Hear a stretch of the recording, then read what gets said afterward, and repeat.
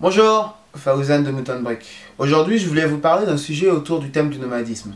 Il s'agit d'un sujet qui me tient beaucoup à cœur et que j'ai toujours voulu traiter et partager avec vous. Alors, tout simplement, le sujet, c'est le sujet de l'arbitrage économique et géographique. Donc, qu'est-ce que c'est? Au cours de mes voyages, j'ai eu l'occasion de visiter plusieurs pays et plusieurs environnements différents. Et je me suis rendu compte d'une chose. C'était qu'il y avait des différences très importantes en termes de salaire, mais aussi en termes de coût de la vie dans ces pays-là. Il y avait des pays où les salaires étaient très élevés, d'autres où le salaire était vraiment très bas, et de la même manière des pays où le coût de la vie était vraiment très bas, et d'autres où il était très cher de vivre dans ces pays-là. Et donc je me suis dit à ce moment-là, pourquoi ne pas profiter de ces différences-là pour choisir à chaque fois le pays le plus économiquement rentable pour toutes les opérations. Donc, par exemple, imaginons que vous ayez envie de travailler, de changer de boulot, de changer d'endroit. Pourquoi ne pas choisir le pays qui offre aujourd'hui, en termes économiques, les salaires les plus élevés? Donc, je pense qu'aujourd'hui, du point de vue économique, quand on regarde un peu la situation mondiale, le Royaume-Uni et les pays scandinaves sont les pays les plus intéressants en termes d'emploi et en termes de salaire. C'est-à-dire qu'il faut savoir que les salaires sont en général 1,2 à 2 fois plus élevés que les salaires qu'on a aujourd'hui en France. Il faut bien entendu les mettre en rapport avec le fait qu'il y a des coûts de la vie qui sont un peu plus élevés, il y a un taux d'imposition qui est aussi différent, mais en général, on gagne quand même beaucoup plus dans ces pays-là.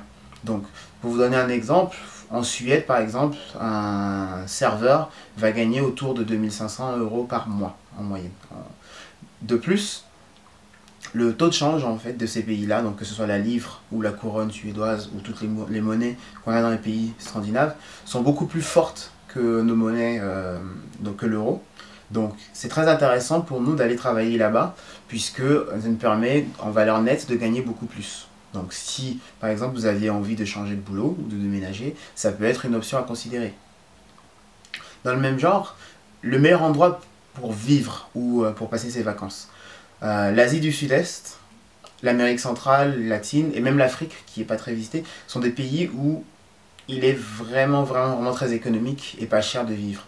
On prend l'exemple de la Thaïlande où moi j'ai passé pas mal de temps. On vit très largement avec 20 € par jour. Et à peu près 600 € par mois, vous pouvez vivre très aisément. Donc si vous avez l'équivalent de 1 ou 2 SMIC d'économie et que vous avez envie de prendre quelques mois ou quelques semaines de repos, ça peut être des pays très intéressants pour vous. D'ailleurs, les digital nomades et toutes les personnes qui travaillent sur Internet ont très souvent tendance à aller s'expatrier dans ces pays-là, en Thaïlande, très souvent, mais aussi en Argentine, au Brésil, au Mexique, en Europe, en Amérique centrale, qui sont des pays qui sont très intéressants parce que le coût de la vie est beaucoup moins élevé que ici en Europe. Donc si on veut pousser le projet un peu plus loin, on peut imaginer qu'on travaillerait sur Internet en créant un site dont les clients seraient des clients des pays scandinaves, puisque eux, ils ont les moyens et ils sont en train de payer dans une monnaie qui est beaucoup plus forte. Et on travaillerait depuis un pays où le coût de la vie, voire le coût de la main-d'œuvre est très bas, donc par exemple en Argentine, ou si on veut être sur le même fuseau horaire que les clients, un pays d'Afrique du Nord par exemple, donc le Maroc ou le Sénégal, donc qui ont un coût de la vie beaucoup moins élevé. Donc ça vous permettrait d'avoir une plus-value très importante, ou en tout cas de tirer la plus grande valeur de vos revenus. Dans le même genre, le meilleur endroit pour se faire soigner. Donc, si vous vivez en France et que vous avez une bonne mutuelle qui vous couvre, a priori, vous n'avez pas besoin d'aller loin pour vous faire soigner.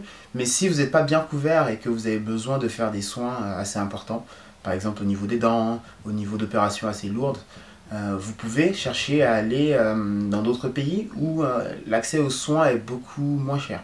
On prend encore une fois l'exemple de la Thaïlande, qui est une destination très prisée pour le tourisme médical.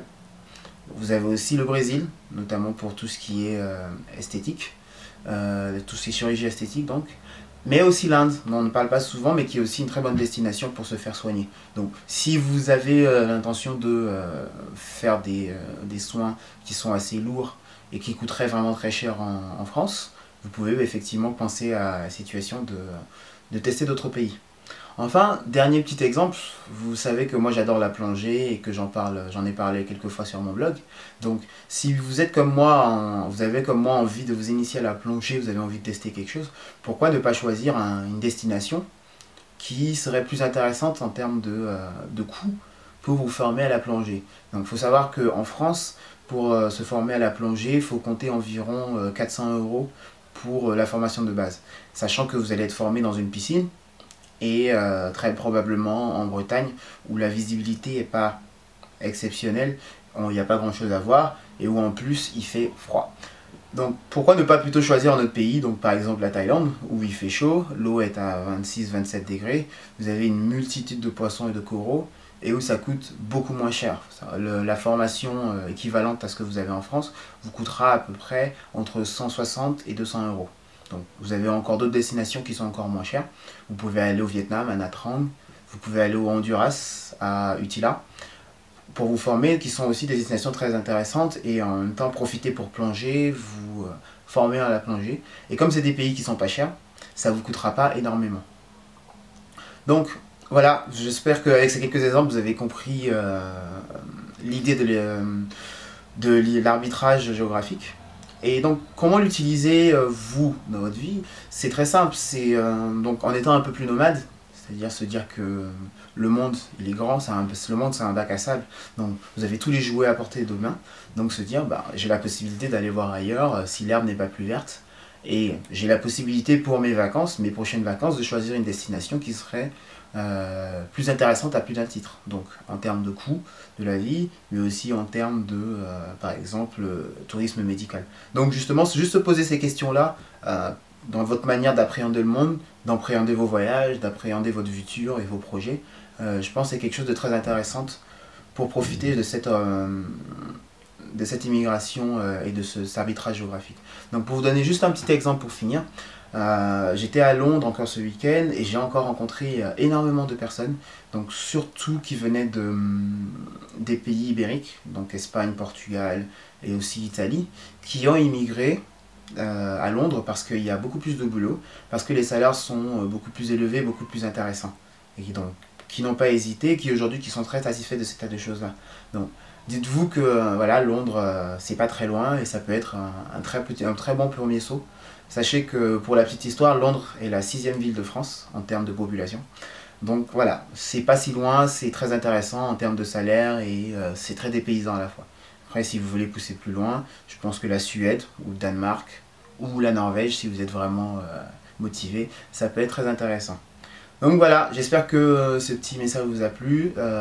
Si vous avez des questions, n'hésitez pas. Des commentaires, vous pouvez regarder juste en bas, vous en faites, je répondrai à tous vos commentaires. Et n'hésitez pas à me donner votre avis. Voilà, à bientôt, ciao.